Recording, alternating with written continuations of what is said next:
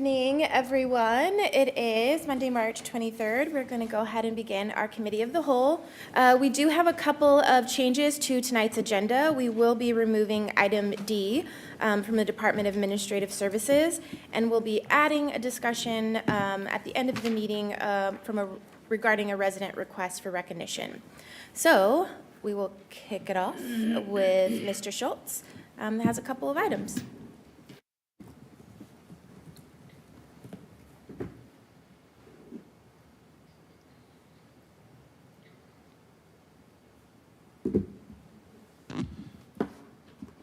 I'm going to apologize in advance because you guys are going to hear an awful lot from me this evening. So I guess it's been a minute, kind of.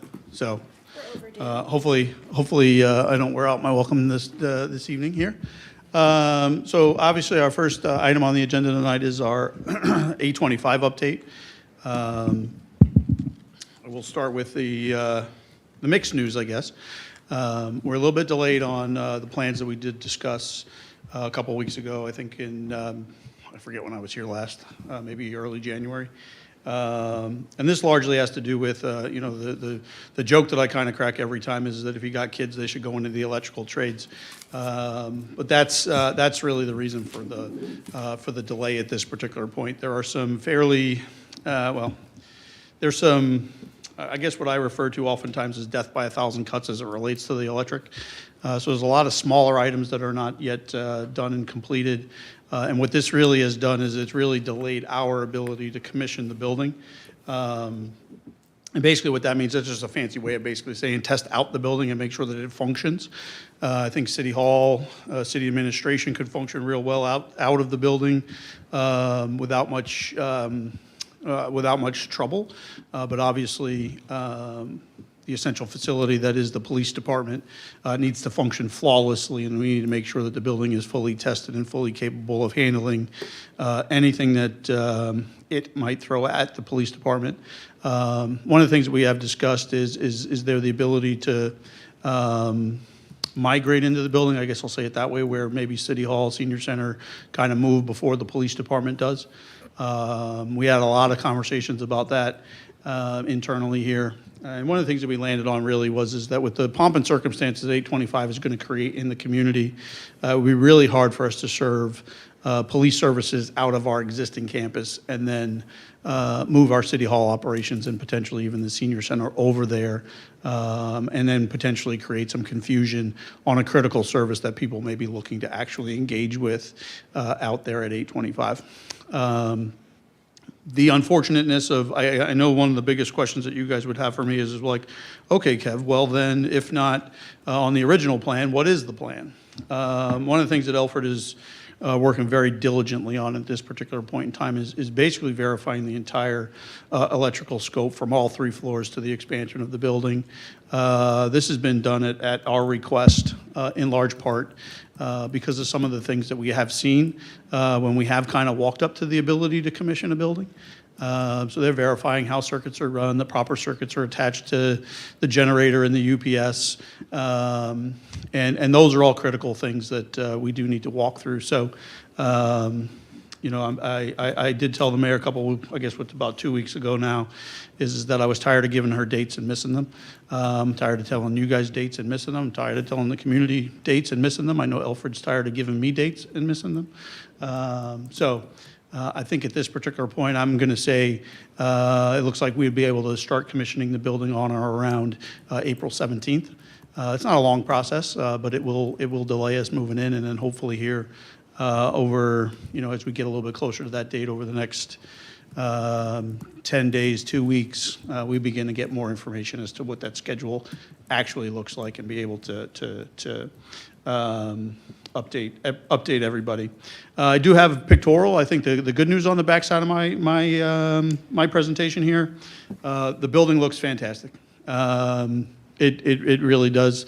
I'm not saying that because I have the ability or the privilege of being over there regularly and such, but the building really is coming together and really envisions and encapsulates all of those goals that you saw on the first slide there, from daylighting to making sure that spaces are appropriate and it's a warm and inviting environment. Just flip through a few pictures here. I kind of walk from the outside of the building into the building, but the front entrance is taking shape. A lot of the signage, the external signage has gone on. You can see the front of the building here. We wanted to take a picture in the exact spot that the rendering is taken, but we don't have the ability to do that yet because some materials that are in the parking lot yet. But you can see Gahanna Civic Center, and you can really see the nature of the building and the nature of that landscaping that's out front. A couple of close-ups here, showing a close-up of the main entrance, the Civic Center entrance, and then obviously the address of the building, right? We affectionately refer to the building as 825. I don't know how many in the community do that, but so there you got on the right-hand side there, the 825 sign. And then also a very similar entryway there for the senior center. Again, very warm, welcoming, inviting.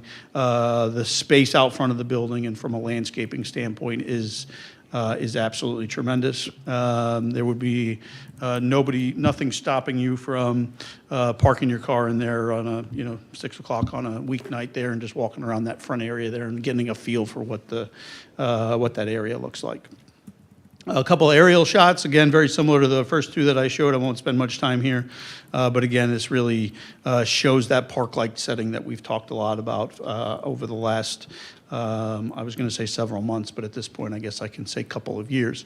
So this is the PD entryway. So this is the area where the police cruisers would come in and park. Obviously, you see the two Sally ports, you see the two solar arrays, you see the gated security fence that obviously would be closed during normal operations. And then just some other pictures here on the right-hand side, looking towards the main entrance. Backside of the building, what you see here on the left-hand side, this is the senior member entrance, right? So remember, we've talked about seniors having card access so that they can park around the backside of the building and come up this small path here and badge into the building off the backside. And then the picture on the right-hand side is the deck that is off of the main break room of the facility itself. You can obviously also see very similar features on the back side of the building as there are on the front side of the building. One note I will make, this is here where the cursor is now on the picture. That's the security fence that secures the back parking lot, the staff parking lot from the front of the building. A couple pictures on the inside. This is the main corridor, the east-west corridor. So what's basically right behind that moss wall where those three waves are, obviously representing the three creeks here in the city of Gahanna. That is council chambers. You can see council chambers being highlighted up above. This would be the one of the main doors to go into council chambers. And then the other door, which is off of the picture me in this picture on the left, standing in the lobby itself, kind of looking down that corridor. There's another door right where the cursor is that would welcome folks into council chambers. A lot of the internal graphics are going up on the building itself. So some of the things that you're seeing here on the right-hand side, these are the three enclaves that are three of the enclaves. I think there's 11 total throughout the entire building. These are the small study rooms because we did go to that open office floor plan, but just gives you a look and feel as to how things look. So these are three of the enclaves that are on the second floor. And then the map, one of the things that we've been able to do is actually take local map products through our GIS and actually produce those. 10 points for anybody who can tell me where my cursor is currently. Nobody? That's the new high school. So the mapping is also, we updated the mapping to remove the old building and put in the new building. Obviously, the city hall is still down here where we are. Probably should have eliminated the admin building, but oops, I missed it. There's a variety of these maps throughout the building. These welcome folks into the main lobby, not the main lobby, but the main conference room on the first floor where a lot of folks from the public would be coming to either meet with building or meet with internal folks. That map is centered on Friendship Park, and it's labeled Friendship Park, so you see the three creeks, or the two creeks at least, and people will begin to be able to interact with that map and be like, oh, I know where I am. And then there's a variety of other, there's some rosemary in throughout the senior center as an example. Up in investigative unit, there's fingerprints on their conference walls and those types of things. So these are just some of the other touches that have been able to, through the design of the building, be incorporated into the building. Right now, we're looking at the break room on the left here. This is the police break room. So this is the break room that a regular field officer at 2 o'clock in the morning when he needs that, she needs that cup of coffee. This is the space that they would come and interact in. Obviously, anybody that knows our existing facility can just clearly see through this particular pictorial versus those memories of what's across the way. Just a much different type of environment here at 825 versus at the building that's across the parking lot here. Just some pictures of a lot of furniture is in. I shouldn't say a lot. Most of the furniture is in. There's some additional furniture that needs finalized on the first floor, but this is the investigative unit. And then just for reference, this is the Parks and Rec Department. And only other than me telling you that, if I was in finance, if I was in IT, if I was in the council office where there are cubicles, all of the cubicles are of standard size. The desks in every office is of standard size, so on and so forth. So, and then the picture on the left is just the view that folks would get. Not quite the view that folks would get, but on the far side of the picture, down here is the doors that would take you to the senior entrance. Senior center is here. And then this up above here says the planning department, and then folks are welcomed to the customer service windows when they first walk in. The main door to the building is right where the highlighter is currently. So again, we wish that we're kind of like, I guess what I would refer to as kids on Christmas. Right? It's like all that anticipation the week leading up to Christmas. You really want it to arrive. You really want it to get here. You really want to move. You really want to be done with this gift wrap, and you just want to unwrap it and be working out of it. Fortunately, we have a little bit more time to go. I know the folks sitting behind me, the woman sitting over here on my right, I know that they wish it would be done because they're getting tired of hearing about it from me. So I appreciate everybody's patience as it relates to the project here. But again, the building looks wonderful. I think it's going to be a tremendous resource, not just for us to work out of, but for the community itself. And yeah, hopefully in the next 30 to 45 days here, we're in a different setting. So with that, I can take any questions. Excellent. Thank you. Any questions? Yeah. Thank you. Thank you so much for the update. Everything looks really nice. Very excited to see it in person, and I'm sure you guys are all itching to get in there.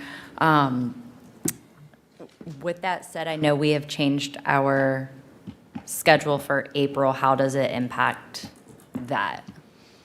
I mean, I know I would love to have 2 weeks off in April, but it's really entirely up to you folks if you wanted to reverse the council rules and reinstitute those and go back to the normal April schedule. That's kind of the conversation that we had last week in our leadership meeting. So, yeah, I don't know exactly where maybe we have fallen on some of that as far as it relates to the schedule. Yeah. Do you want to speak to that, President? Sure. Thank you, Chair. Thank you very much, Director, for the presentation and the update. I agree. The building looks beautiful, and it will absolutely be a tremendous asset for our community, and look forward to joining staff there as soon as it opens. Specifically to your question about timing, I guess I would defer to the administration and what you anticipate to come down the road in April.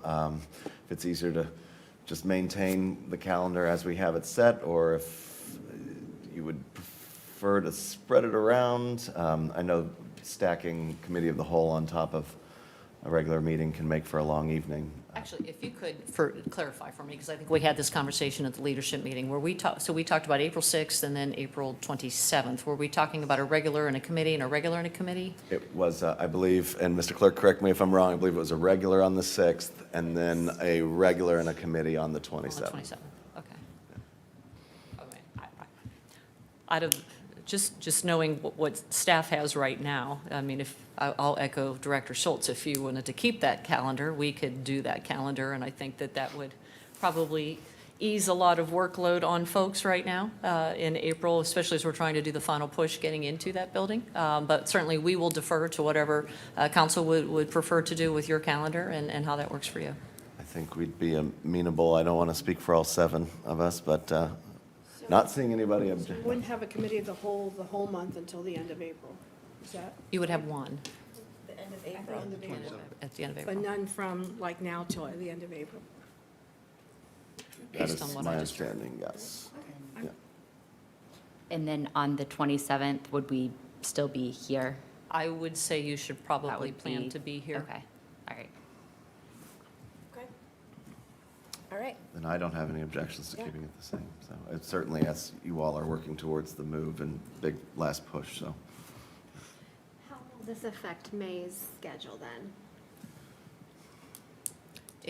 In terms of meetings, I don't know that we would ask for any change in that. I mean, I think our plan is that, and our hope is that we're moving into the building by the end of April. I can't say that we can promise that with any level of certainty, given the conversations we've had today. But I think our goal would be to be in the building first before we have any public meetings to make sure that everything's working effectively. So right now, I don't see any disruption to the May schedule. The question will be whether they're here or whether they're there. Did you have a follow-up on that? No, I was just going to ask if we had well, no, you're still on that line of thought, aren't you? So I'll Sort of tangentially, how are tech services and installation going in council chambers? With All that is, the issue with that is that they can't finalize it without the electrical inspection on the first floor, which is the problem around AV systems. That's part of the unknown. Obviously, we have this resource here, so we wouldn't plan on missing. We will not, I promise you, we will not. This is my IT hat on now. We won't shoot from the hip on that first meeting from council chambers. We'll make sure that we are prepared and ready to go, that the clerks, whoever, Jeremy and anybody else who might be here that night is well-versed in how the technology runs and those types of things. Can't give you an exact date on when we can have them over for training and those types of things. I will say that it is somewhat similar to what we're dealing with now, so I don't think there's a steep learning curve. But we'll make sure that we're fully tested and fully vetted and before we're hosting the first meeting over there for you folks. But we'll have overlap with this facility, so it won't. So I That's think that the we're- thought, yes, yeah, ma'am. Okay, fantastic, thank you. Chair, thank you. Trying to recall our conversation in the leadership meeting. Is there a reason we were foregoing a double-stack meeting on the 6th and not adding committee of the whole on the 6th? No, I actually thought that we were. That's why I asked for clarification. Should we just plan on possibly having that if you think you might have an item that would need it for the end of April? If we're going to be in the meeting anyway, I'd hate to not. Keep it light. That would be our agreement. Keep it light. Correct. We can always cancel it if it does. Sure, correct. We can plan to schedule it and to that point. If we don't need it, then we don't need it. I just certainly wouldn't want to miss something and then we're scrambling at the end, so. It's that pesky fifth Monday that we run into. Yes. Because I'm like, oh, well, wait, then I'm going to have departments, and there's not going to be any, it'll be hard. But no, with the fifth Monday, that might work out well. And so just to clarify, in May, not changing meetings, but it could be perhaps we're in here even though 825 is opening or transitioning. Okay, Yes, ma'am. got it. All right. Any other questions? Thank you for the update. Building looks great. And we are excited to move in whenever that time comes, so thank you. All right. We'll find it, sorry, Ms. Yeah. Jones. We'll find a time to schedule a tour for you folks to come in and see some of what we're seeing. So we're getting real close to doing that. It was a little bit harder to do that in early March and the end of February, only because of the first floor there. But we're getting closer to that. Yeah. I'll just one point, one of our grandsons is going to apply to the electrician's apprenticeship program. You got one. Can you do it tomorrow? He's been talking about it for weeks and weeks, and you keep saying that, I'm thinking like, See a quick learner. that's right. you. All right. I think we have your next item. Sweet. So one of the things we talked about, I don't even know the last time I was here to talk about Creekside. I want to say it was about August-ish, right? But basically where we've been with Creekside, the plaza project, the public plaza project, at the end of last year, close to the end of last year, Fishbeck and Pod provided me updates, budgetary estimate updates in around that December timeframe. Obviously, because of the item that I just presented in 825, this has taken a little bit of, 825 has taken a little bit of focus from Creekside here. But one of the things that we've been re-engaged with over the last couple of days even is really getting in front of you folks to really try and figure out what the next steps here on the Creekside Plaza project are. Basically, we're at, for the entire project here, we're at about a 60% design level. Obviously, you get to 100, and then that's a bid set, a construction document set. And the intent of tonight here is to have good conversation around how much of the project are we, how much of the entire project is the will of council. So in some part, which we're going to get to in a minute here, but we're going to get to a little bit of a review over the project as it was presented in August to you guys. And then as you guys have seen throughout strategic plan and other engagements that we've had. Obviously, one of the things we've talked very heavily about, overall, is just how do certain projects align with the strategic plan as it's now finally adopted. And this slide is really just, there's two slides here, are really just to remind us all that this is what you guys should be seeing as we bring capital projects to you, or any other project for that matter. How are we satisfying, or what goals does the project satisfy? So I'm not going to belabor the point here, but obviously goal number one was to elevate our unique places. Obviously, there's not going to be anybody on the dais, in the audience, in the administration that would argue with the Creekside is probably the most unique place that the city of Gahanna has. It has a dedicated section inside of the strategic plan here. And all that you're really seeing on the screen here is the 5, 6, 7, 8 different goals in the elevating unique places goal number one that the Creekside Plaza project satisfies. Slide number 2 here is items number 9 and 10 as it relates to goal 3 and goal 4, connecting our community and then celebrating our identity. And I think that, the only thing that I'll read on this particular slide is B3 under Goal 4, identifying underutilized areas within the city and develop innovative strategies to transform them into vibrant and functional spaces. And I do believe that the design concepts that everybody has seen and what we've been working towards as it relates to the reimagining of the plaza really encapsulates that entire goal there, and really it just doesn't placemake for folks and residents of the city of Gahanna who may or may not have read our strategic plan, but I also think that it placemakes for the region as a whole and really makes downtown Gahanna a place for folks who don't necessarily live in Gahanna, gives them the ability to come and interact with our city. So just by way of quick reminder here, the map in the background here, which is colored, obviously just shows the different phases of the project overall. Obviously, the main impetus for the project here is the flood mitigation on the creek bank itself and of the garage itself. Those are shown in gray. As we migrate over, I'm going to go to the left side and trail improvements, right? We've talked about adding an ADA accessible pathway up to the upper plaza from the trail itself. But then it also reconstructs the retaining wall and improves views to the mill race. And if you looked at some of those goals statements that were in the strategic plan, one of the things is to provide better access, not just physical access, but also visual access to the creeks and waterways that are within the city. The green portion of the map here, that's the flood proofing of the garage roof itself. But then it also is the reimagining of all of the red brick pavers that are on the plaza currently. Obviously, that replaces every red brick that's on the plaza currently shown in green. And then I will make a note real quick that also, when we talk about the streetscape, the portion in yellow, that also replaces all of the red brick that front the facility.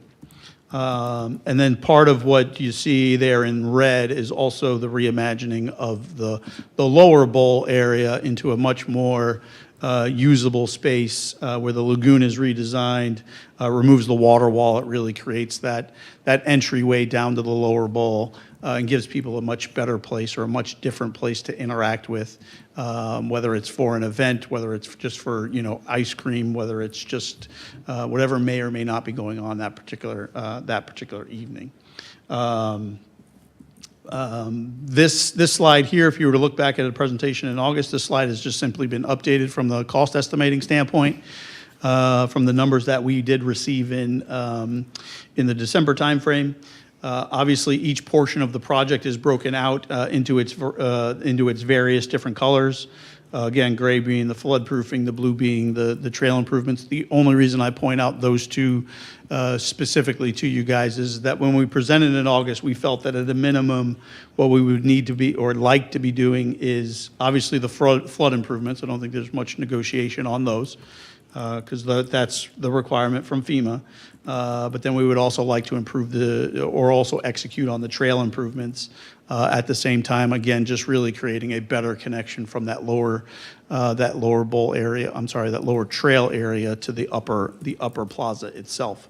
Total project estimate is $22.8 million to $24.3 million, and that's if we did all 6 of the prescribed projects, if you would. No, not projects, that was a bad way to refer to it, but different phases of the project itself. It does sit in the CIP as an actionable project, again, because we are in active design.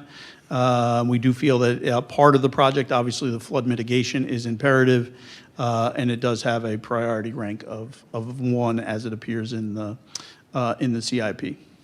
One of the things I will point out, not so you guys can read this in detail, but I just kept this in this particular presentation. I don't think I've shown this before, is because this is not just simply the range that I provided is not simply just for construction. Everything that you see in white below the yellow bar, those are all the soft costs for the delivery of the project itself. So cost escalations, design contingencies, CM fees, overhead, all those building permits, right? So we do feel like we have a complete budget. I'm sorry, I don't want to use the word budget, complete estimate. And that's just simply to illustrate the comprehensiveness at which the project team is working. And then that last line there, the cumulative project budget, so depending on how far down the road we go, that's the cumulative totals. One of the things that Fishbeck and Pod were doing in last year, and this was in part to answer some of the questions that you folks had, and that we had frankly internally as well. Basically, what's the price tag if we were to you only address the safety and maintenance issues on the plaza itself, and then also obviously perform the flood mitigation, which is a requirement. So what you're looking at here in detail, A through H, are all of the different areas that Pod and Fishbeck looked at. What I'm going to refer to as, and this is where it gets a little bit tricky, so by all means ask some questions if I'm confusing. This is outside of the flood mitigation itself, right? So stream bank stabilization, the clay cap, all that gets done under this particular number. I'll show you that at the end. The garage gets fixed, but then in areas, let me get my little cursor back here so I can highlight some things. You'll remember that under the full plan, the full design, we have a reconfiguration of this particular lagoon area here, right? This is simply to keep that in place, but to repair that pedestrian bridge, the numbers that we're showing you. Obviously, these two are E because they're both bridges. I should probably go in order. That's why I put them in this particular order. But A basically addresses all of the ADA ramps that are on the side.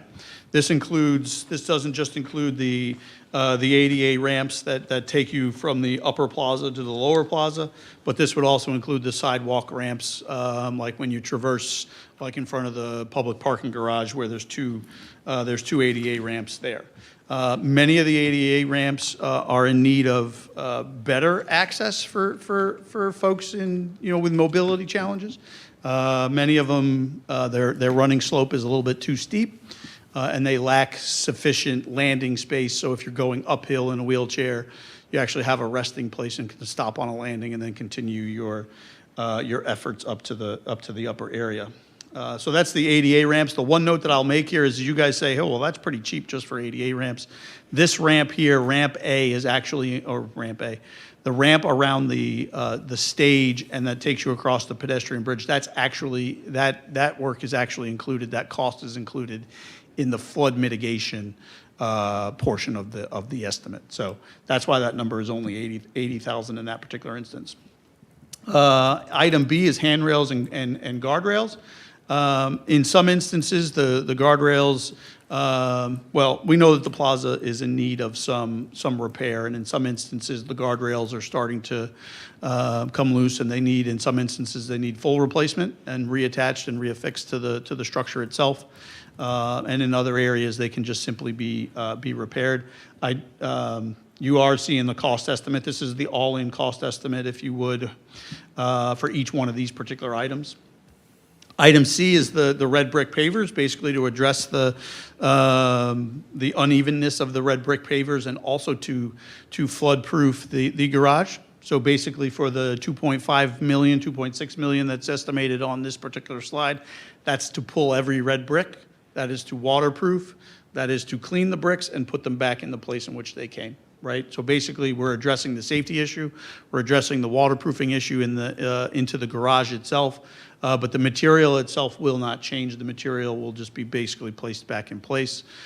We would anticipate anywhere from a 15 to 25% loss in brick. It is not a brick that is currently manufactured, so we would have to match a brick, and likely you have some patchwork effect as those bricks are placed back into service. Sorry, I am woefully behind on my flipping of my papers. Steps and curbs. A lot of the steps are just at honestly, they're just beyond repair at this particular point. There are some code issues as it relates to the step itself, right? So your whole entire foot is an example, right, Mr. Weaver? I can only imagine you probably got a size 11 or 12. Your foot does not fit on one of the stair treads, and that is not per code. That is not per current code, right? So almost every staircase in the plaza area does need work. I also point out that area D down here, as it fronts Mill Street, you also remember that we did a fairly sizable repair to those stairs. I want to say probably right around, I think that repair was being done right around Mill Street Market, so right about this time last year. We did talk about the pedestrian bridges. This is just to repair some of the structural issues and some of the decking issues as it relates to both of those particular bridges itself. F is the repair of the restroom facility. We were pretty sure, and obviously there's some challenges in mainly the women's restroom, I think, because it sits off the backside and how the water infiltrates into that particular space. So there's issues with ceiling tiles, there's issues with some corrosion down the walls, just some overall nastiness. I also do know that at least the women's restroom does need some electrical utility updating, where we do have some challenges because of the infiltration that we see in those particular areas.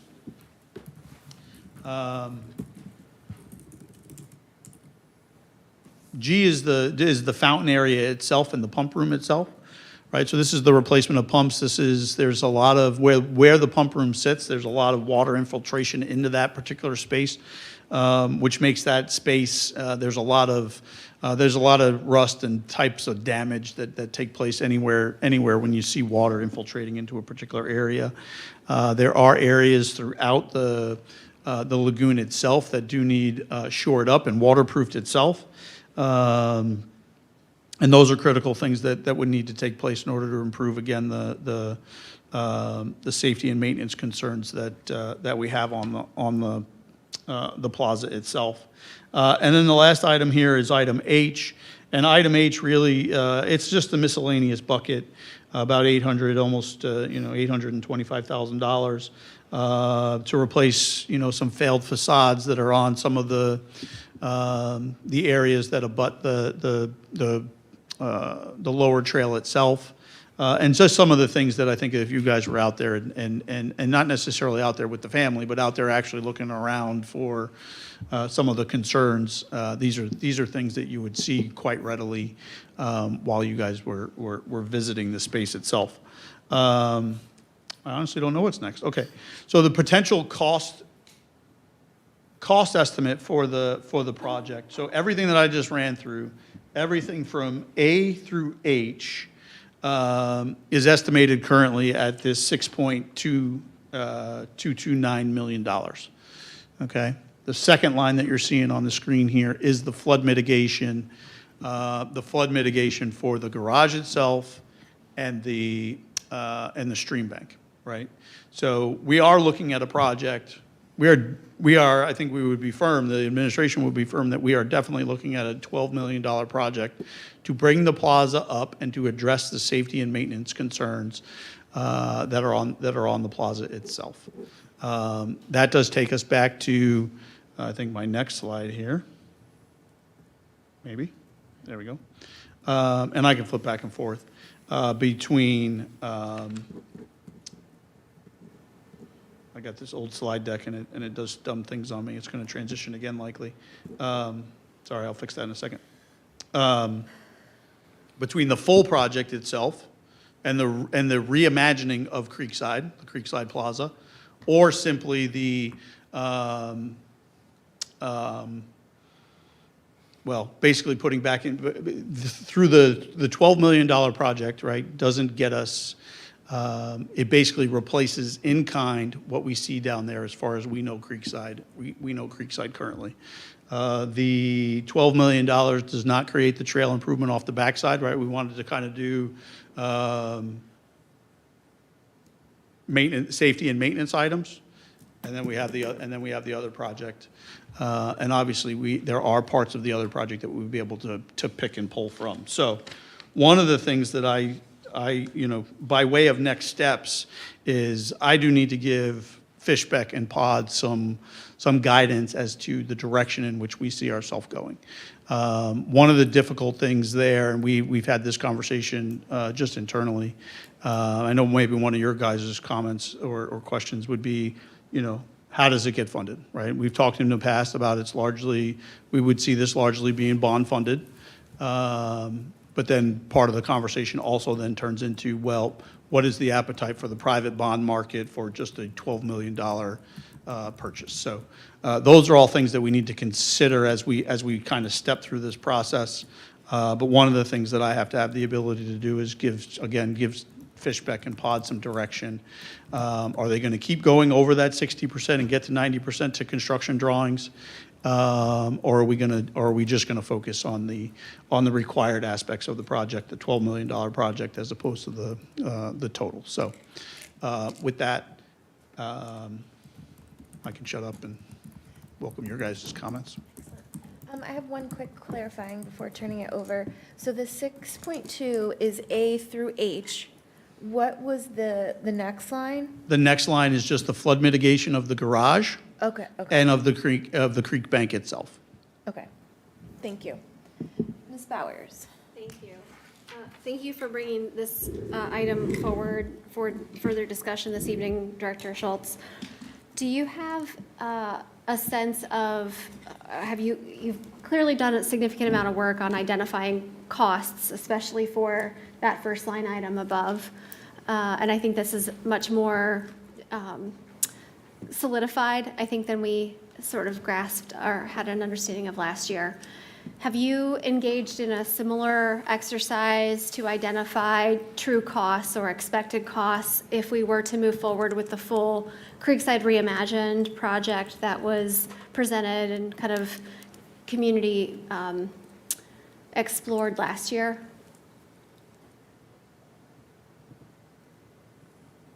So that's this budget worksheet here, or this estimating worksheet here.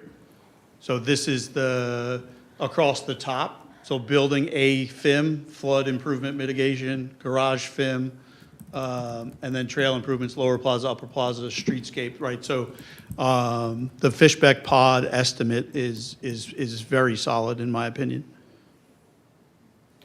So overall, it looks like cumulative project budget at the very bottom, Yep.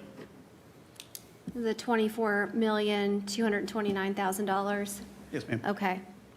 I have a range on the previous slide, and the only way I get to the range is based on the escalation and design contingency, basically getting cut from 15% to 7.5%, and just in order to provide some level of range. So on that note of communicating to the public and kind of sharing the Creekside Reimagined conceptual renderings last year, I know that many of us were out talking to the community at the plaza, and I understand the administration was soliciting a lot of feedback. Do you have you been able to sort of organize or quantify any of the feedback that we received through those engagements last year? Yeah, so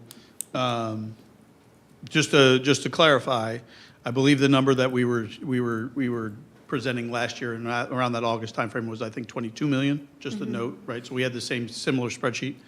I think just to go back to the goal statement 1, goal statement 3, and goal statement 4 inside of the strategic plan, I believe really quantifies how the community feels about Creekside and the level at which they want to see something different at the plaza itself. Obviously, we've had a lot of conversations as it relates to the private development. Obviously, we had the same engagements as it related to the public improvements. And I mean, I've had lots of conversations with folks, one-on-one conversations. I think the most challenging conversation, or the most challenging question I get is, what makes this project different than the last time we did it in 2008 or whenever that was? And then how are we ultimately going to fund it? I don't think from a design standpoint and from a rendering standpoint, those renderings that have been presented to the public, that we've received any negative feedback as to, why this versus that. There's been some opposition to the splash pad, only because in some instances, I like for my dog to come down and he would be reactive to a splash pad. That would be one of the comments that I remember. So, yeah. But overall, very, very, very positive feedback from the public. And we've been at many events everywhere where there was a strategic plan engagement. There was a public and private engagement for Creekside itself. That aligns with my experiences as well. While there was a lot more, I think, diverse feedback with regard to the private development project, the feedback I heard related to the public improvement project was consistently positive. I think that there are some concerns regarding, of course, funding, and to the point that you made, how do we ensure that this is different, and how do we ensure that I think Ms. McGregor has brought up a really great point in the past in terms of engineering continuity and ensuring project oversight. So you mentioned that one of the most difficult questions that you've gotten is how do we make this different from before? And I understand kind of right off the top, we're clearly demarcating what the private project is and who's responsible for it, and what the public project is and who's responsible for it. How else are you responding to that question? So I've been the Senior Director of Operations now for, I think I'm working on my 3rd year. This was a project, the Plaza project was a project that started before my tenure as Senior Director. And the only reason why I point that out very specifically because I believe that at this particular point, we're actually, from the foundational aspects of this particular project, we're actually walking through Creekside much differently than we did back in the early 2000s in order to get to where we are today, right? It's taken us a long time to get to what I feel is a very solid project scope, project budget, project estimate, sorry, don't want to mince my words there, project estimate as it relates to this project, right? We've dissected this project in, we've dissected this project in almost every way possible to the point where Josh is our Fishbeck project manager, and there's often times where I'm sitting on a meeting with him and he's like, Kev, like, how are we going to move this forward? And I'm like, nope, we can't move this forward until we have answers to these questions. One of the reasons, right, one of the reasons that we went through the exercise that we went through to identify the A through H and identify the problems and issues and challenges with it is because we recognize the fact that there is a large plate of work that needs to be done by, that needs to be supportive of all capital funds. But we also do feel that Creekside, based on the strategic plan feedback, based on the public feedback that we've had, I think the way in which we're planning around this particular project and actually bringing it to the public is unlike what it was. I apologize for anybody that would feel different.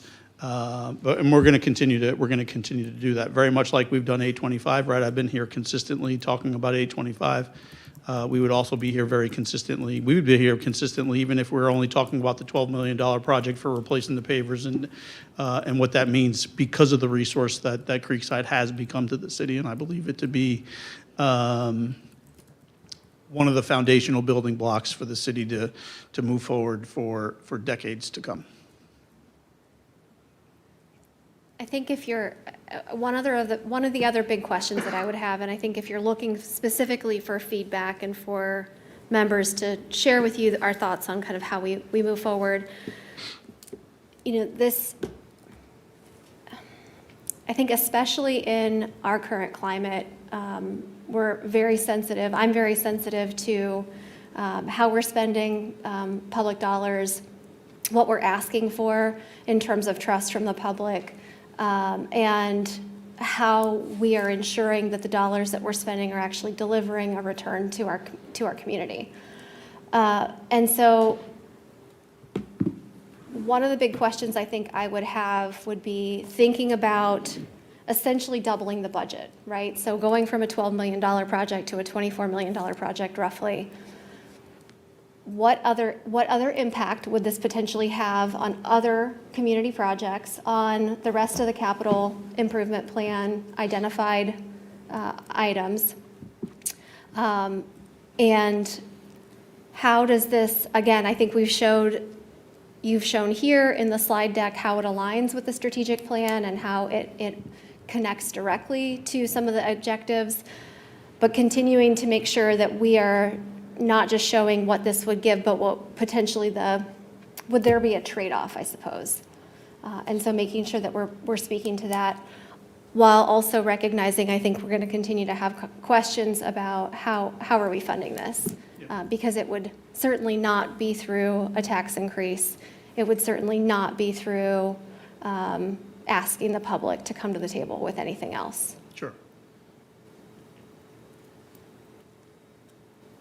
So the capital plan currently, there are a couple of question marks. We've talked about some of those question marks at this table. As it relates to some of the larger projects. I do believe that we have a solid capital forecast and capital plan. I'll use West Johnstown Road and the West Side Utility Project as something that is fully supported inside of the capital plan currently. I will also say too, right, there's a lot of things that go on in the background that aren't necessarily seen on a regular basis. But through Mr. Weibensinger and Sean Bach, the grant analyst, I believe we submitted for about a $12 million build grant. Has nothing to do with Creekside, right? But if we can grow the pot, now we have resources that we can spread around a little bit better. That's for West Johnstown Road transportation improvements. I know that we are applying to the Franklin County TID as an example for Stigler-Agler 62, right? So one of the things that we've done this year, and even last year, at the end of last year, is really increase the number of times and solicitations that we go out to these other funding pots or pools, again, in order to increase the overall pot that we have, right? We talked about this way back when we first started talking about facilities in 825. How do we do more with the same amount of resource, right? We talk all the time, there's not going to be any new tax levy, we're not going to go to the public for A, B, and C. But how do we continue to move the city forward, address deferred maintenance? This is as much a deferred maintenance project as it is a re-envisioning of Creekside itself, right? I think in this instance, we're kind of getting both with one, right? Yeah, sure, I know what you're going to say, right? We have a $12 million project or a $24 million project, so we'll admit that right up front. But how do we leverage other funding streams in order to do more things and things that the community clamors for? I do know that we've already secured 200. I realize that it's only a drop in the bucket, but 250,000 from Ms. Beatty as it relates to this project. We have re-engaged with the federal earmarks again this year. I do know that I believe there was a conversation just today that she'll have it back on her list for consideration in the upcoming year here. So really beginning and continuing to shake those trees, right? We continue to do the same thing on 825 as an example, right? Notice I didn't give many updates on budget tonight, right? Because we're getting to the end of a project where we need to start quantifying grants that we have received for even some of the smaller things, right? So how do we grow the pot in order for us to do more and better things is very, very critical for us to do in order for us to meet the needs of the city and the resident. If I could add, one of the purposes, you all might remember, I think most of you were on council when we adopted the capital improvement plan. The whole purpose of developing the capital improvement plan was to allow us to forecast and identify projects appropriately so that we then could plan for them with projected estimates as to what they were going to cost. We can lay them out, prioritize them, fund them in phases as they move forward year by year by year so that we then could understand and literally see how the projects laid out with this project versus this project versus this project. So I think the capital improvement plan has been a huge step forward for us to be able to forecast how those projects are and are not impacted. And I do appreciate your comment, no new taxes for this, understanding all of the different revenue sources that we have and making sure that we are effectively utilizing other funds that maybe in the past we had not been, such as our TIF funds, that we have those dollars sitting there to reinvest in infrastructure and making sure that we are maximizing those funds appropriately. I know Director Burry, we've had conversations around potential funding mechanisms. It's hard for us, though, to give you more concrete answers until we actually know what the project is. If it's a $5 million project, $11 million project, $20 million project, those funding mechanisms and sources maybe look a little bit different. As Director Schultz said, we are actively pursuing outside funding sources, have already secured some dollars toward that and are continuing to pursue more, not just for this, but for other projects. So if we can get funds on this project, then we have funds available for this project over here. So anything that we can bring in helps to redirect resources and free them up elsewhere. So for right now, I think the best thing that I can do is to reiterate what he has said, but also refer to the capital improvement plan as that guiding beacon for how we ensure that projects aren't left behind. Also, just there is also a private investment that's necessary here through the private building owner. That's required too, and that's in the tune of anywhere from $2 to $3 million, depending on exactly where some of these things fall.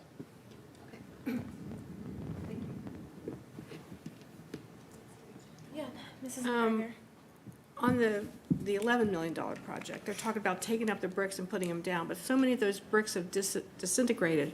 That will just continue, won't it? I mean, if we do that, was it not the appropriate kind of brick, or weren't they seated right, or, I mean, a lot of them are just disintegrating now, so why would we take up and then put them back down the same brick that?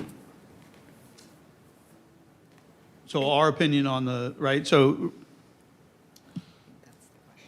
I'm gonna take your question, I'm gonna put it in the form of a statement, right, is there is the ability to do something like the green portion of my map we can technically do the green portion of our project and replace all of the red bricks with a different paver to the tune of, I forget exactly what the number is. I think it's upwards of 6 million or so, right? So there would be the opportunity to do that. Pod and Fishbeck have both pointed out that we're going to see anywhere from a 15 to 25%, and I think you might be more right, that we may see even a greater loss of the actual brick, that it's not capable of being put back. I do think that it wasn't the right material to be put in a high traffic area like this.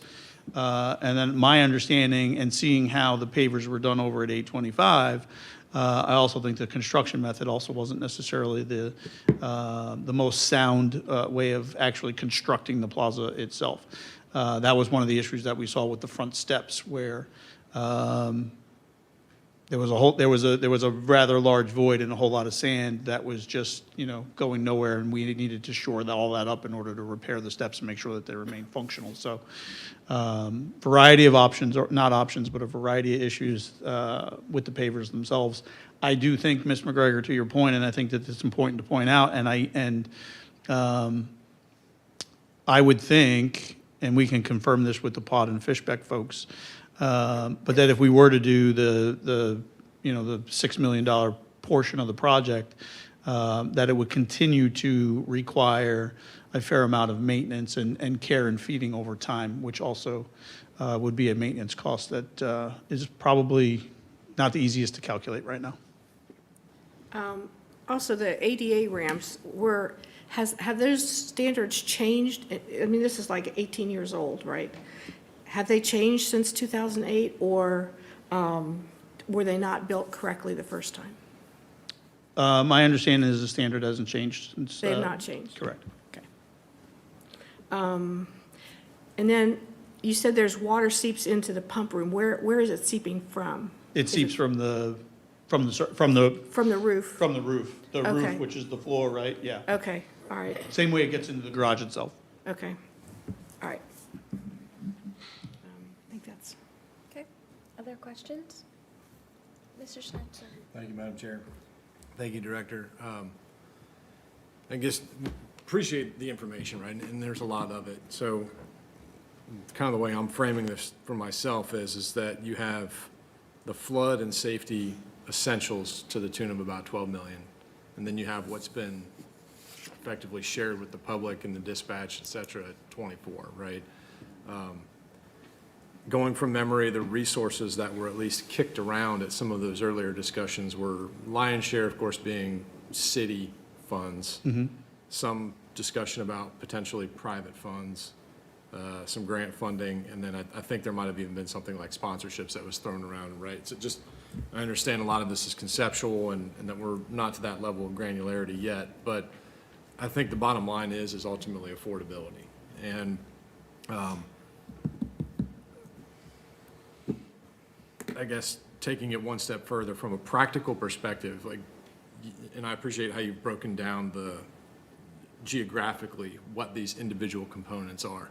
The pavers were like 2.5 million or something. If we were to do that, does that preclude any of the more, I guess, some of the elements of the reimagined, right? I guess, and where I'm going with this is we wouldn't spend $2.5 million to just redo pavers and then come back 2 or 3 years later with what we really want, right?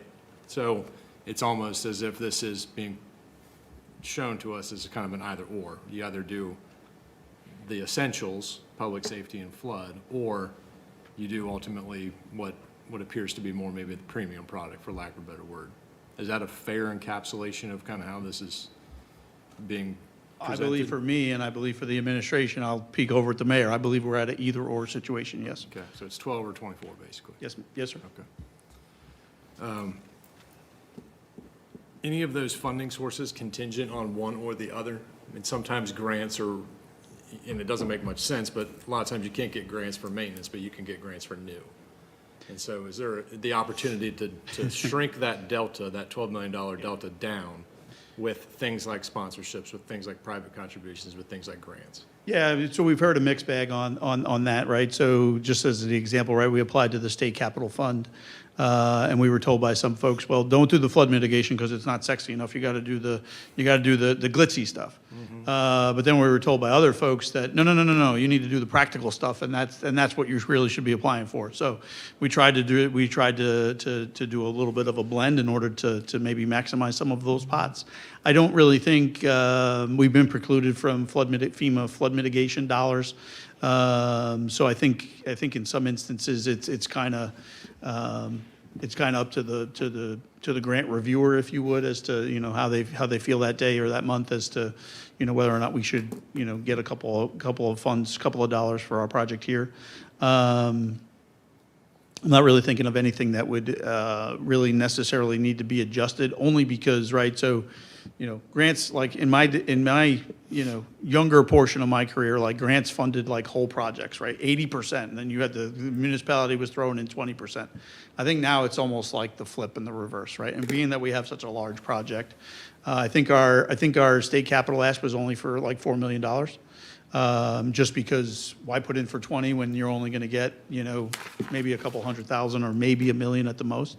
So I think the opposite is actually true, and I don't think that we're hurting ourselves by applying for many different smaller opportunities. So I'll just share my thoughts back to Sure. your original, the whole reason why you're bringing this forward is to kind of take our temperature, right? I mean, the first sort of check the box, if you will, is that, we had the big 9 from a few years ago, and you had socialized those 9 with council, and I think we got to what resembled a consensus that Creekside, in some fashion or another, the plaza was what had moved up to the top of the list. So that's ultimately how we got here. So we've cleared that hurdle. And then we get to this question of, well, how do we pay for ultimately kind of what we want? And I would love to see more information on that. Like, how do we bridge that gap? Speaking for myself, there's certainly an appetite to attempt to move forward, but there's this practical constraint with regard to what can we actually afford. And I just simply don't have that information right now. Absolutely. And I don't disagree with you. If I phrase that a little bit differently, then maybe I look at your 6 other counterparts. It's continue to move forward with Fishbeck and Pod to get them to a design, but also making sure that the larger project. Is that fair? Efficiencies are across the street and improving the functionality and how the plaza actually lives. Practical constraint as far as what's affordable. Absolutely. And so we'll just need more information on that. All right, thank you. Ms. Padova. Thank you. Thank you for bringing this back to us here. I am not going to reiterate all the things that others have said, but my thoughts are very similar to Councilwoman Bowers and Councilman Schnetzer. I'm a big advocate of everything Creekside, and there are definitely maintenance things that need to happen down there. So I'm not very surprised by the number that you gave us to just do the maintenance aspect of this project. My question is, if we were to do the full $24 million, and you might not know this, that's fine, you can come back to us, but would that, in some way, shape, or form, is it going to help us with future maintenance, which Ms. McGregor kind of touched on this a bit, but obviously the bricks are one aspect of it. If we leave those bricks there, they're going to keep crumbling. We're going to have to keep replacing. It's going to be a mess. But if we do the whole project, are there aspects of that are going to make the maintenance, the care easier down the road? It's not even 20 years old, and I feel like it hasn't necessarily been in the last few years, is probably a lot because of this, but it hasn't been necessarily like cared for with the level of care that I would expect going forward if we do this. Is caring for it in a way that we should be if we move forward with this, is that going to be a bigger expense down the road? Can I ask for clarification? Are you talking about you don't believe the plaza has been cared for the way that it should be? Because I would respectfully And disagree with you. And let me step back here, because not that the city is not doing their part to do the things that we need to do, but like the bricks, like we can't like take out all of the We have bricks. not, okay, I see yeah. what you're saying. So- So in terms of a significant Yeah. investment, and we have not done that. Yes, and I guess because we cared largely did for not is have probably not money the to. right, Correct. the right word, but, I mean, obviously there's things that need to be done, because there's, what was that, $5 or $6 million worth of work that needs to be done. So I just want to make sure that if we move forward with this, that it is going to be able to be, well, we're not going to end up in a situation where, okay, well, we replace these bricks with these pavers, and now these pavers are crumbling, or, replacing something and not getting more longevity out of it. Yeah, so some of what we heard from Pod and Fishbeck is some of the construction methods, to Ms. McGregor's question, right? Some of the construction methods are maybe not, maybe they were sound at the time in 2008, but like, as the example, I'll go, I forget what letter it was, but we talked about the railings and the guardrails, right? Some of that was, they're not really properly, they're not wholly affixed to the structure, the way in which they should be, like they would be today. I think when we talk about materiality and those types of things drive down maintenance costs, but then also increase longevity when you select the right material and not a material. So I do think that we're making some of better decisions at this particular time, and the way in which we're approaching the project, and we're not, we're not replacing a new red brick for the old red brick as the example, because it's just not the right material. There'll always be maintenance and those types of things. I don't think that you're asking for a maintenance-free environment. Things like street furniture, right? Some of the questions that we've had from the finance folks are, street furniture as an example. In an environment like this, does it actually, like, what is its bondability, right? Does it actually meet a threshold that we can actually bond those types of items? So there's those types of questions. Obviously, because it sits outside, we're in central Ohio, it's, especially lately, it's cold, it's hot, it's cold, it's hot. It snows. It hailed last night, pretty sizable. Right, so those types of elements, the elements don't necessarily help some of the features that are out there. But I think from a core standpoint, the foundational elements of what Creekside is, our maintenance would definitely go down, and the longevity of the materials that we choose would actually go up as well. So I don't necessarily think that future councils or future Kevin Schultz's are sitting here with a similar project 20 years from now, but they may be some smaller asks for much more, what I would refer to as much more maintenance-related items, as opposed to a full overhaul, just 18 years in the making. And I guess a better example, rather than the pavers, would be like making doing the like splash pad over the fountain that we have there currently. Like, are there any benefits with that would make I don't know what the mechanics are with all of that, if a splash pad type of area would be something easier to maintain than the huge like lagoon area that we have now, or if there are any other benefits that might be worth noting from a maintenance perspective. I think we simplify the lagoon itself and the pump room and those types of things. I think we could argue maybe that you increase it because you now have created a different feature that requires a different level of maintenance, right? Because you have kids running through a splash pad, and obviously that water needs treatment and all that stuff. So we might be complicating it somewhat, but probably only marginally.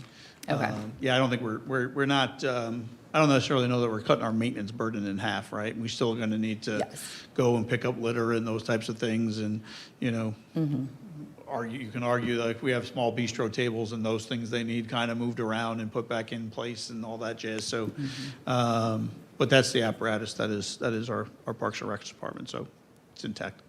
Okay. So the other part of this is obviously the 3 buildings that we don't maintain. Have we had talks with them? Have they given us any feedback? I guess what is, are they supportive of this? Yeah, I think we're, the management company, I know we've had a few conversations with them, and they are supportive of it. We've had conversations with the property owner. He might be the most stoic gentleman I've ever had the pleasure of sitting in a room with. It's hard to read. I believe that for what he's seen in the renderings that he's seen, he likes the direction that the conceptual designs were going. But he also recognizes the fact that the flood improvements, a portion of the flood improvements, which obviously is a big ask for him, is largely on his plate to satisfy. We would obviously run the project and manage the project and do all those types of things, but we can't use public funds to repair private property. So that's why it's on him to do that. Okay, thank you. Yep. Any other questions? Yes, Mr. Renner. Thank you for all this information. I feel like we did a lightning round review of what the project is. And then you went through and described with some kind of detail about what is needed, the emergency stuff, the flooding, and up to the $12 million. I'm sitting here and trying to figure out, I hear you say that you're at a place where you need to tell the design team, what to do. Why did this come now? And sort of with that is that we had always envisioned that this Creekside Reimagined project was going to be done in concert with the private development. So I'm trying to understand, because I'm like my colleagues, I don't have time, I don't have all the information for money, but I want the project.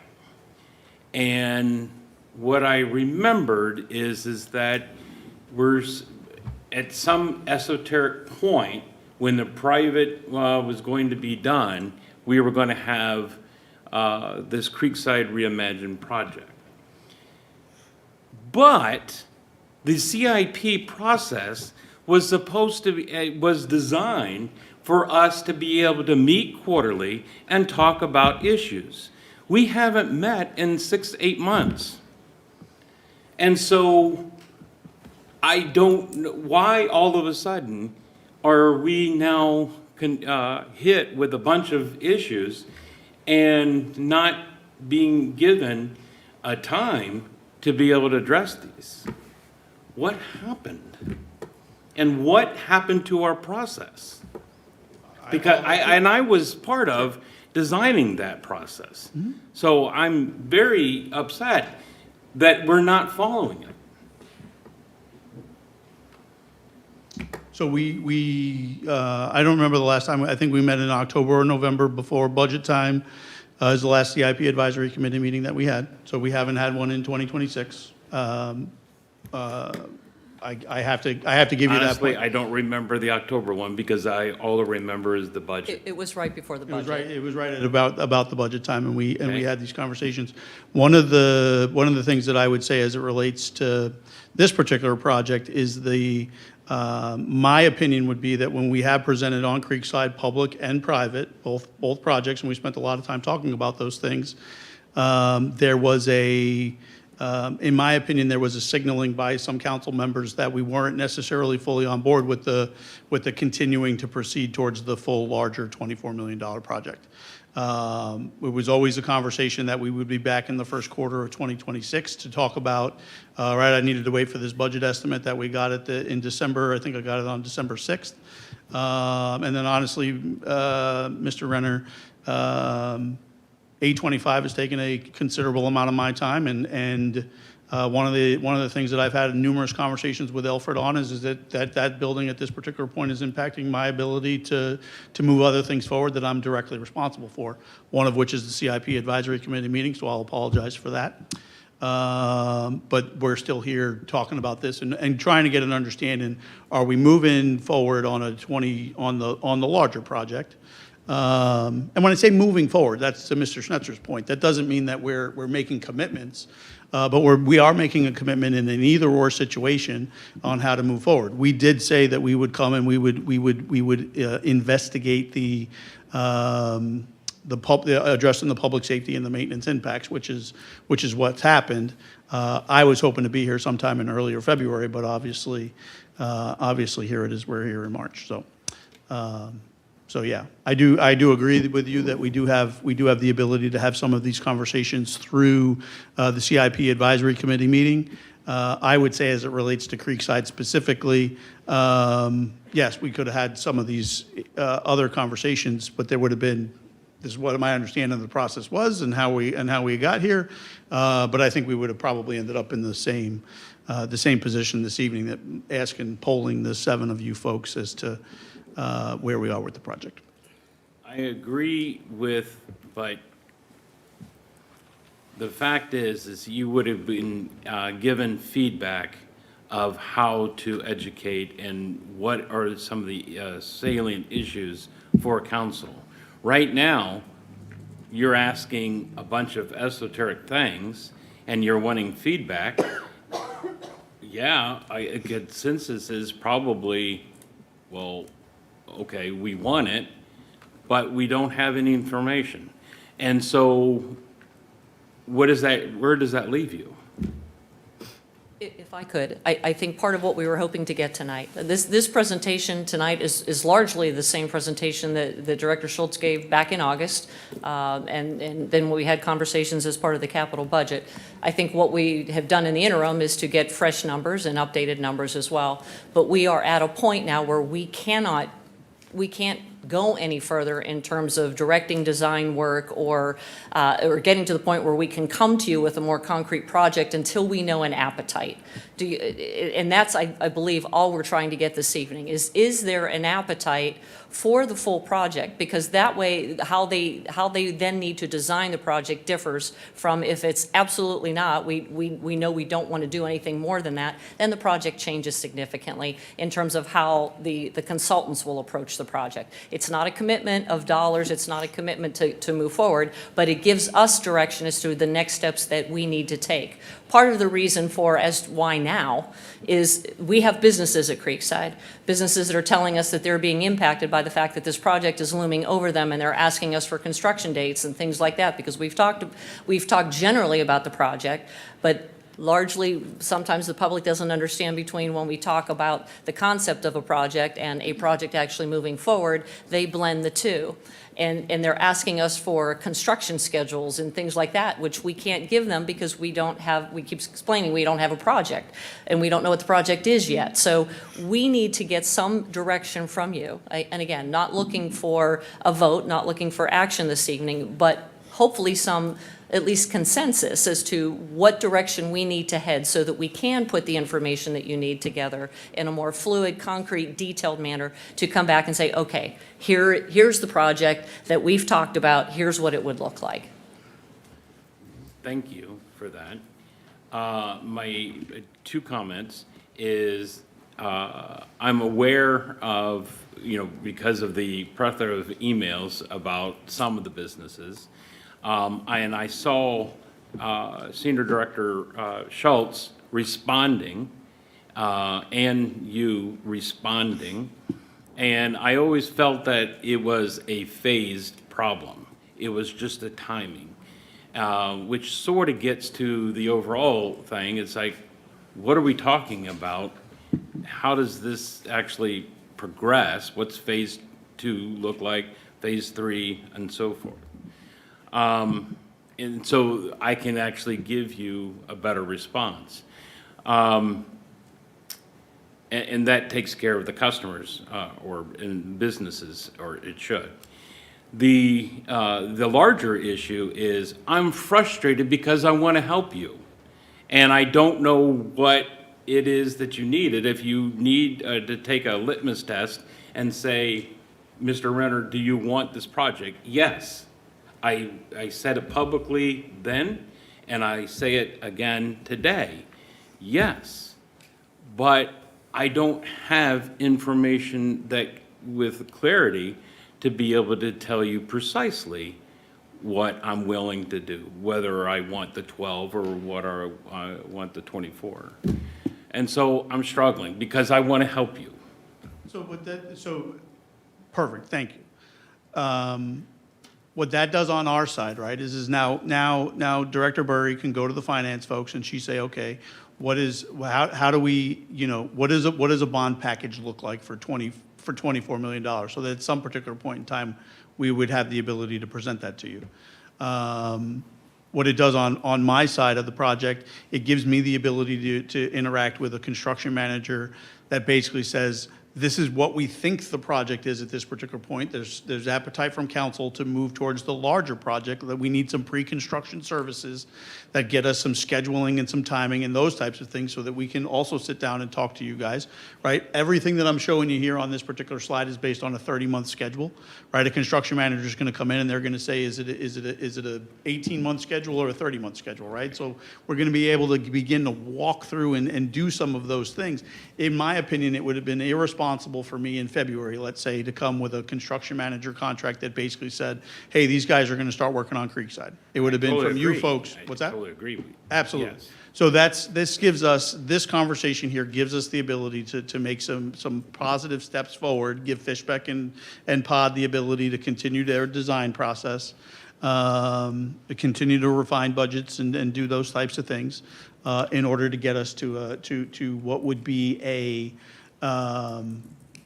very, very similar project, Mr. Renner, the way in which we ran 825. There will be numerous conversations between then and now and then, sorry, as it relates to exactly how this project would be funded, how it would be phased in, what the impact to businesses are, all those types of things. We had, I don't know how many meetings it exactly was, right, around the private development and the development agreement, right? There'll be very similar activities as it relates to this project in the months to come. And to Councilwoman Bauer's point, I too need to understand what are the caveats. If I choose this and if you want me to vote, then what am I going to lose? Sure. Right? Absolutely. Okay, thank you. Absolutely. That's it. In some ways, this project makes me very sad because this should have been built properly the first time. We shouldn't have to do the flood mitigation, and we should have had a flood plan or a flood permit, or what is it, from FEMA that we should have had. We should have had that when it was built, and we don't. The bricks should have been done properly, they weren't. And so a lot of this is just redoing what wasn't done properly the first time. And that makes me very sad that we have to spend all this money to correct things that should have been done the first time. So this time around, we need to have proper oversight of everything that's done by credentialed people that know about the building process. I'm not saying not you, I'm just saying different than last time. But given that we have to redo the bricks and replacing them, taking them out and putting back down the same bricks makes no sense to me at all. I had a patio that was like that, and it was just very frustrating on a small level. But the floodplain has to be done. The bricks have, because they're the source of the leaking in the garage, they have to be replaced. The real question is, do we want to do the fun things that'll make it much nicer? And, that's kind of what it boils down to. I mean, I'd love to do that. I think if we can do that, it would make it more functional than it is now. That's my... Mr. Weaver? Thank you, Chair. Thank you, Director, again, for another presentation. You weren't kidding when you said we'd be seeing a lot of you this evening, so, but I truly do appreciate it. I'll keep my comments brief because I share a lot of the sentiments that my colleagues have said up and down the dais. So obviously, the safety and the floodproofing is paramount and just has to get done. But I keep coming back that they don't create the thriving space that the community has asked for or that the community deserves. You know, I believe that the overall concept of Creekside Reimagined gets us there, and I think that's a uniform sort of sentiment up and down up here on the dais. So if you're looking for a litmus test, for me, please continue to explore, I guess is what I would say. I think the residents made it pretty clear that they want to see a successful Creekside, and merely slapping some glue on it down there, I don't think does that. And I'm not trying to be flippant, but that's what the 12 seems to me, especially with those pavers. You know, they've aged like sour milk, and given my stage in my life, I'm very familiar with sour milk right now, and it just seems a waste to do. Yes, thank you. Yeah. It doesn't get us where I think the community needs us to be or wants to be. I do think if we could get a CIP meeting on the books, that would be really great. I remember Mr. Renner asked for that at, I think, the last committee as well. So if we could do that, that would be much appreciated. But hopefully that's my litmus test for you. So, thank you, sir. I'll schedule the CIP Advisory Committee meeting tomorrow. And I think I round us out with a ditto. I mean, you know, don't need to, yeah. I mean, everyone said it, and since we have more of you, I definitely think we all want the Cadillac version of Creekside. A matter of paying for it. It also seems more fiscally responsible to fix it all versus pay the 12 million and possibly have to do, you know, another couple million every year as pavers or whatever keep going out. So ditto. So thank you. Thank you. Anything else on this item? We are doing great on time, folks. All right, let's move to more of Senior Director Schultz, Engineering. I think that these are probably fairly straightforward and simple. I'm on, I should zip my code up, I'm not going to though. I'm here on behalf of the Engineering Department, as it relates to two different awards. The first one is for the 2026 Street Rebuild and Water Line Program. This is for an award of contract. Bids were opened on March 3rd, 2026. We did receive 5 bids as it related to this particular project. We have deemed one bidder, which is on the report here, as non-responsible, and therefore we're going to the second choice, which is Capstone and Associates. So we're asking for, council action. Sorry, I'm losing my train of thought here. We're asking for council action to award, for the mayor to sign a contract with Capstone and Associates in the amount of $585,845. That includes a 10% contingency on the total there. I'll also make a note that the last portion of this particular, it's double-sided, Kev, that's why you don't know where it is. There is also an additional contract, a construction administration and inspection contract, which is generally speaking about 15% of the overall total. That would be a separate contract in the amount of about $87,000. And I just wanted to point out to you folks that this would be something, new reporting style, that we're giving you more information than we normally would have given to kind of round out the project from a delivery mechanism standpoint. So with that, I can take any questions on this one. Chair, thank you. Director, thank you again. I don't have any comments on the project itself, but I had typed a note to myself to make clear, express my gratitude on the report itself. Appreciate the additional information very much, and appreciate the additional commentary on the why the responsible and the non-responsible bidder was not chosen. I've had many comments about that before, so thank you very much, and appreciate the more thorough report. Thank you. Thank you. Lots of conversation around the CIP tonight, and so these questions, I think, are just to help me be a better council member, and perhaps some of my questions will help other folks align what's in the CIP with the item in front of us. Sure. So, so I actually brought my CIP with me tonight, because I knew we had a bunch of things that were gonna be relevant to this. And I'm looking at the project page for TRCM02, which is the street rebuild program.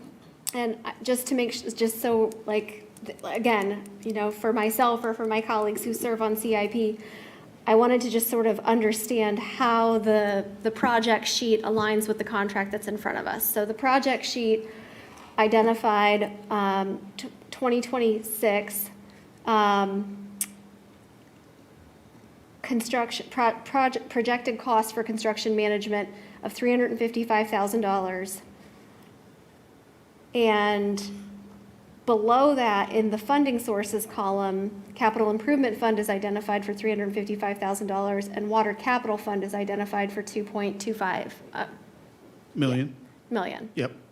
So could you, and last year there was encumbered 500,000, and so I guess I just want to make sure I understand where we're at with the 588 that's being proposed tonight, and how I can align the contract with reading this project page. Yes. Okay, So thank you. now I have it in front of me, so I'm going by, and I see it in my head. I won't be able to get the numbers exactly correct. Pass it over to, here. Thank you.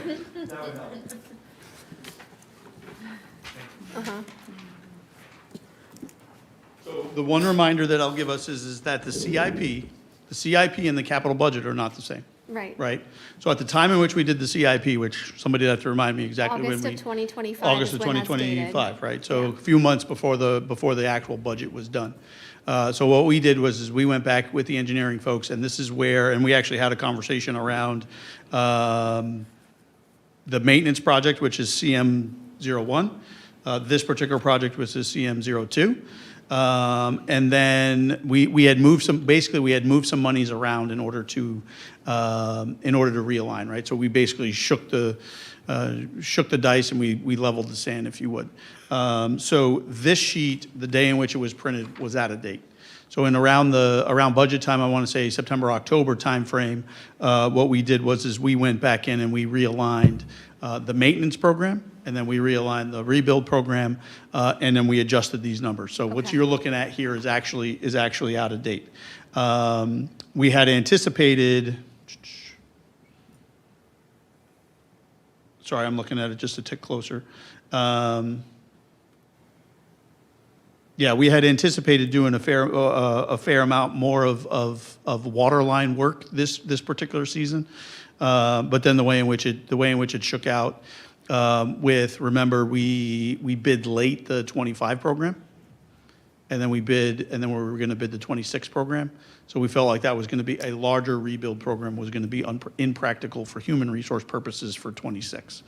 Because we're actually right. doing 25 and 26. So what you would see as part of the normal process here is that we would go back through this year and we would make adjustments to the budget numbers, to the chart numbers here in order for them to align with what we actually did. Yeah, and we do that through all of our mechanisms. This would have been something that was reported, I can't remember if we did or we didn't, would have been reported at the last CIP Advisory Committee meeting, but I'm not really remembering fully when exactly all of those discussions were had with the engineering folks. Yeah, there was a July 7th meeting on my calendar, and then I don't actually, I know you've reported that there was one on October 6th. I also don't have it on my calendar, so I'm not sure where that disconnect is, but I'm sure we're going to get through this and get back on track. Yes, ma'am. Thank you. Okay, thank you for that update. Thank you. Other questions or discussion? I will just also echo the thank you on the format of the report. Really appreciated that, and look forward to seeing more of that. I believe, so this would be, are we good with consent on April 20th? Is that right for this one? Yes. yes? 27th. No, wait, we are not meeting. So the 27th. All right, no objections. Thank you. Next item. Second item here is for the 2026 Sanitary and Storm CCTV program. Again, this project was, bids were open on this particular project on March 10th. We did receive 3 bids for this particular work. As the chart indicates, Visu Sewer LLC was the lowest, most responsive, and most responsible bidder. This is for a total contract of $398,000 and change, which does include a 10% contingency for any unforeseen items. One of the things that I will point out, it was actually, Mr. Van Meter brought this, not brought it to my attention, but gave me the thought. This also does a cleaning portion of the sanitary lines, so therefore it is actually considered a construction project and falls under those guidelines. There is a note on here that we will manage this construction administration and inspection in-house, so there will not be an ancillary CACI type contract. So the administration is respectfully requesting an ordinance authorizing the mayor to enter into a contract with Visu Sewer of Ohio LLC, easy for me to say, for the CCTV of sanitary sewer and sanitary sewer cleaning projects. Hey, yeah, Mrs. McGregor. Did we not used to have a truck that the city had that could, televise or look down? Do we not have that anymore? We do, but this is, this particular project here is doing a whole, basically the whole area, neighborhood south of US 62, and we don't have time, we don't have the manpower to do that level of investigation. But yes, we do still have the televising truck. Okay. Others? All right, this would also be on consent on April 27th. All right, sounds good. Marathon, you made it. Thank you, Senior Director Schultz. All right, we have, our next item is returning to the procurement code discussion. A reminder for those watching and in the room that we are continuing to have discussion on threshold amounts and then also avenues for greater visibility, reporting, transparency to council and residents. I think I'll turn it over to the administration, just, I guess, to give quick, recap, sharing the updated documents that you sent to us as well. Yep, so I'll go ahead and start from administration.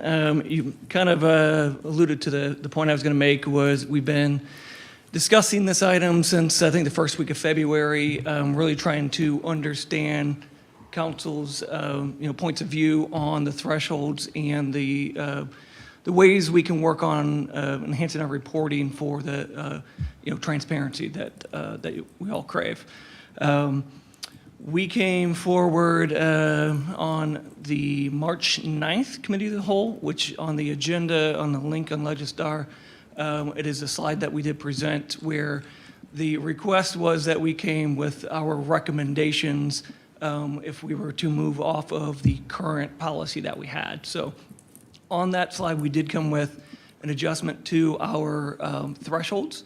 And we went through, we had a lengthy discussion on what the reasonings were for some of those adjustments.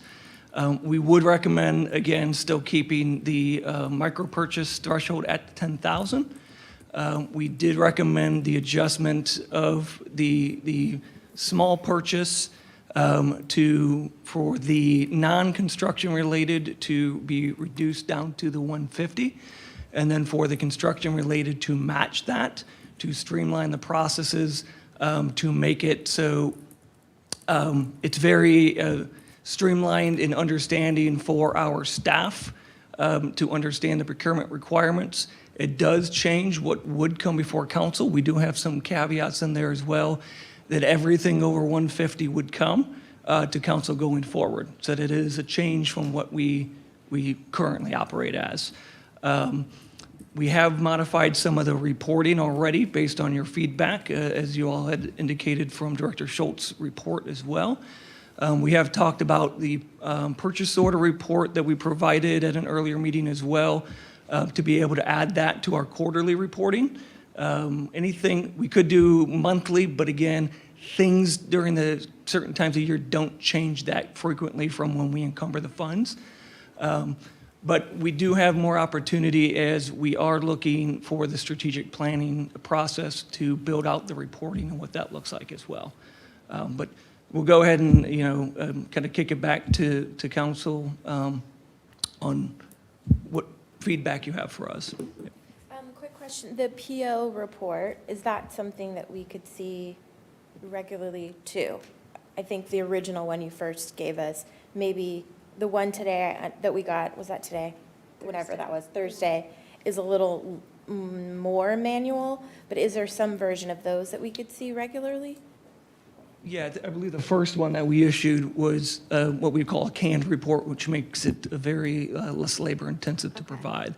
The more recent one did have a lot more labor intensity to adjust it based on the request as well. I did fail to point out, we did provide, the request was also a revised flow chart that we utilize for training in-house here as well. So again, any changes that we do to our procurement ordinance, we do have to review our internal controls. That's what Administrative Services with Director Burry does look at. So we will have to sit and review our internal controls and ensure that we do roll out training to staff to ensure that we are compliant as well. So there will be a lift in any changes that we have, and we would ask that if we do modify from our current, that we are given an ample amount of time in order to make sure that we build that out properly. Okay, great. I think the other discussion item or, item at hand is the threshold amount. So thank you, administration, for bringing that down to 150,000. I think we also had proposals from council at 100. I think this is an opportunity for council, are we all kind of aligned in that 100,000 or other discussion of amount? And then administration, well, let's start there. Council, 100,000. I guess I'll start off. So again, thank you so much to the administration for your work on coming forward to this. I think that, again, I think that this has been a very fruitful conversation and has already delivered some significant benefit. I did want to mention that one of the points that was discussed as a reason for having additional items come forward on an agenda was because it does provide information to the public.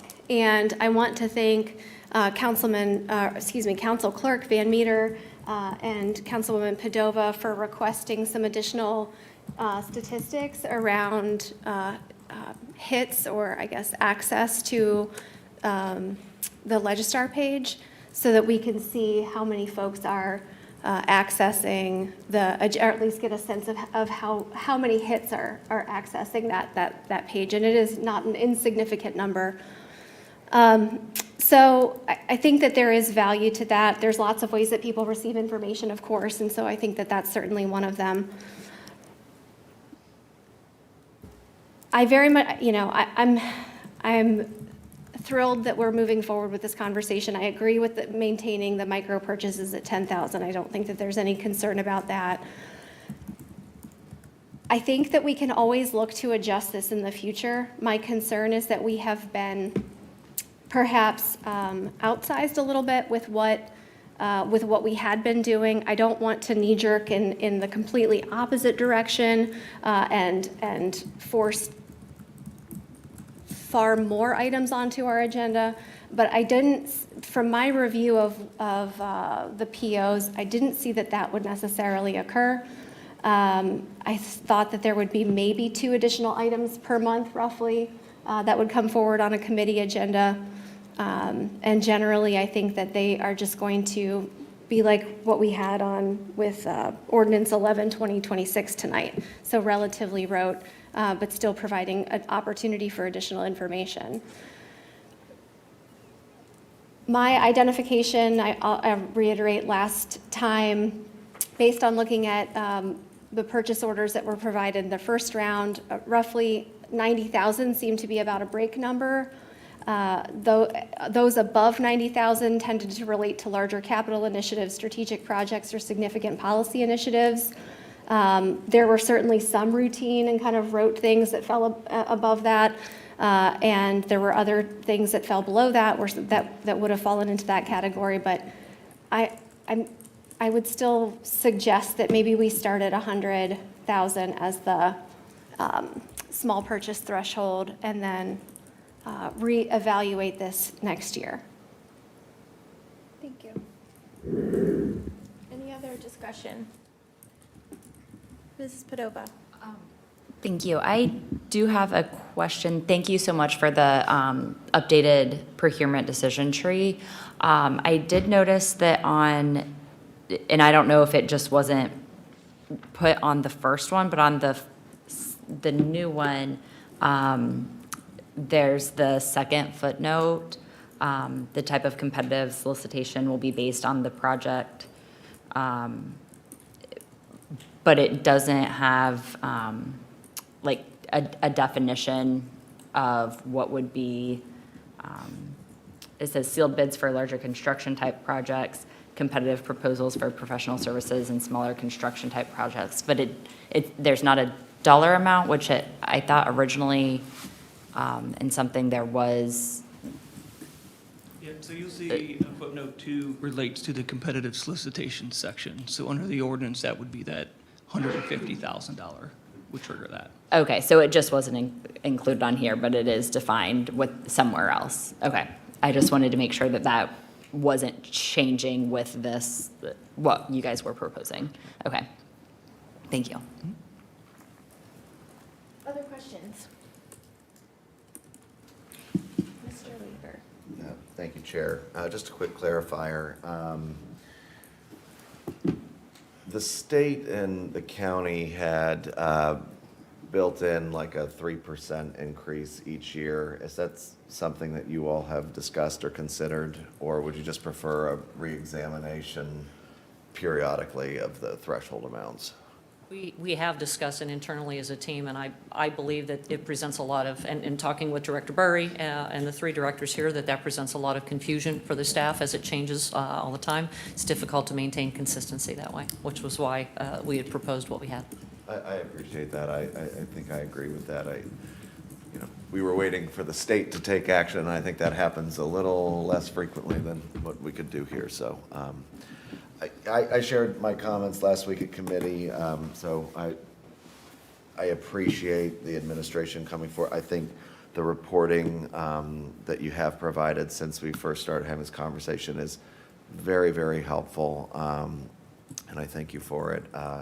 So I know we had some comments around the ability of some of our smaller vendors and their abilities to compete for projects as well.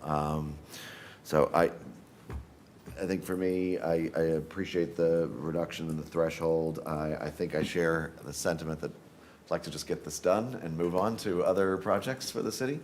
But I would, I said 2 weeks ago, my preference was at the $100,000 level, but I'm just one of 7. Mr. Renner? Sure. I'm going to state again for the record, I am totally fine with the 150 threshold for obvious reasons, for all the reasons that I stated. I think the costs, especially looking forward in time and dealing with things, they're outrageous. And we need to be able to support the administration in a way that is logical, given the current times, economic times that we're undergoing. That's it. Mr. Spencer? I'll just echo what Mr. Renner said. I think his comments in particular, being someone that operates day to day in that universe, carry added weight for me. Council 4 years ago recommended or approved 250. Now we're back to the administration's saying 150, council's putting forward 100.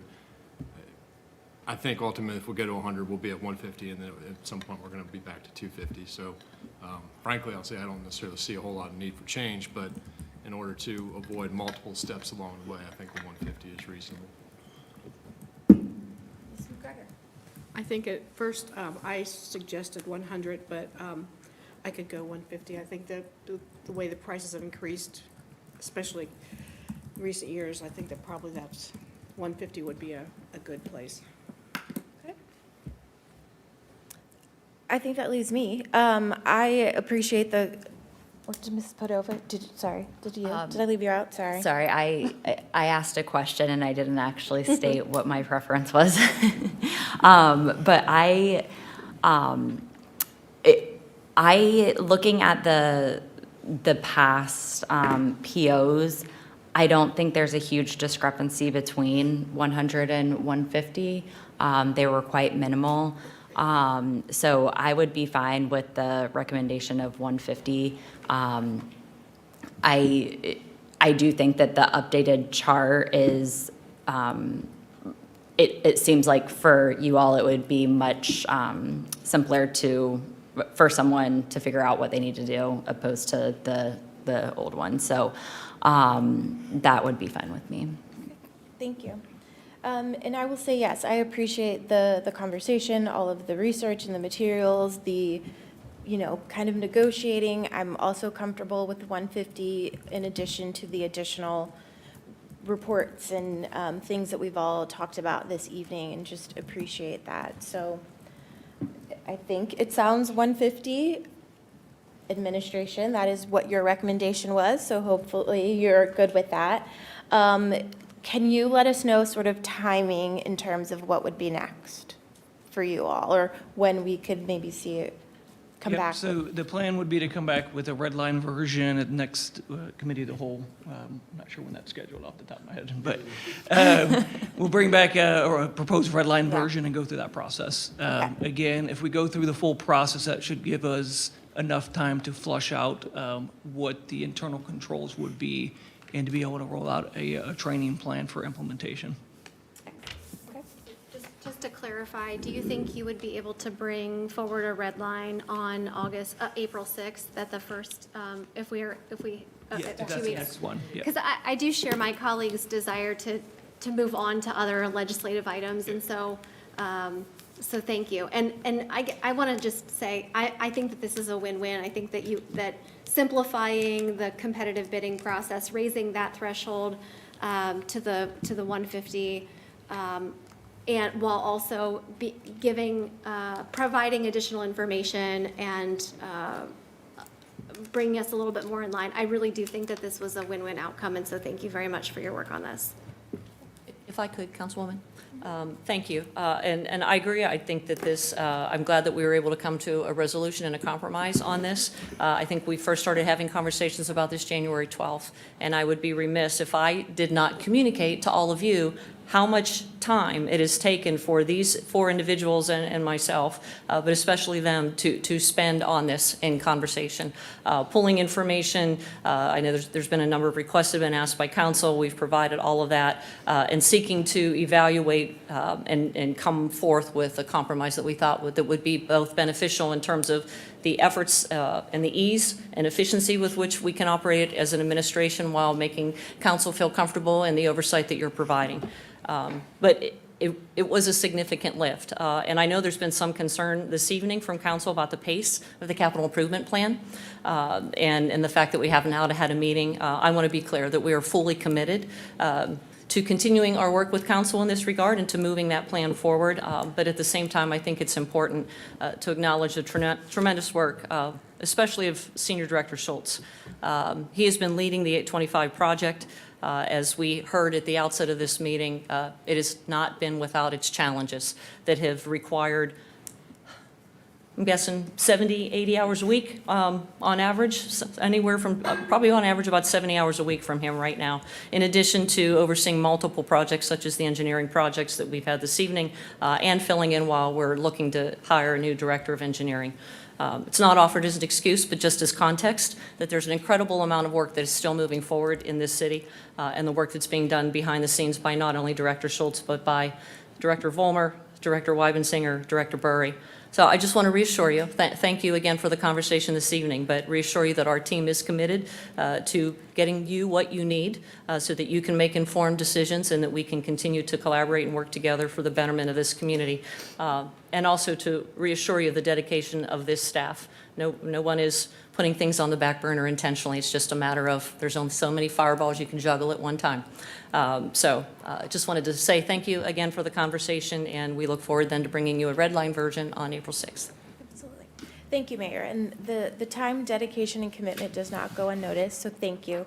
I know a lot of work into all of it. We really appreciate it, and it's a good discussion for this item, but on all things, so thank you. All right, bringing us home, Mrs. Bowers, we have our last item. Yeah, just very briefly, I wanted to get the temperature of council. There's a family in Gahanna, the Combs family. I think they may live in Ward 2. I get Ward 2 and Ward 4 confused over on that part, on that side, but their high school age son recently completed his Eagle Scout. I wanted to take your temperature on whether you would prefer to prepare a certificate of recognition, which those of us who were able to attend the Eagle Scout ceremony in April could present to him, or if there was an appetite to add a resolution in recognition of National Volunteer Month, which coincides in April. And as we've been doing, we've been combining a month, sort of national month recognition along with recognizing someone in the community. And so I thought that maybe the National Volunteer Month would be a good opportunity to recognize an Eagle Scout, since their Eagle Scout projects are significant contributions to the community. Thank you for bringing that forward. Any questions on that or discussion? Yeah, I like the connection to Volunteer Month, and I was trying to find his email, but I believe that was part of the students' work to get the Eagle Scout badge, right? Yeah. Or Eagle, my husband would kill me for saying it's a badge. He's an Eagle Scout. I'm sorry, dear, I know it's more than a badge. But yeah, I think that's perfect. Okay. Yeah. Excellent. All right, I will bring that forward then on the April 6th agenda, and we'll have it on the regular agenda, but I'll circulate a draft ahead of time. Thank you. Excellent. Any other items? Final discussion? Questions? All right, we are adjourned. Thank you, everyone, again.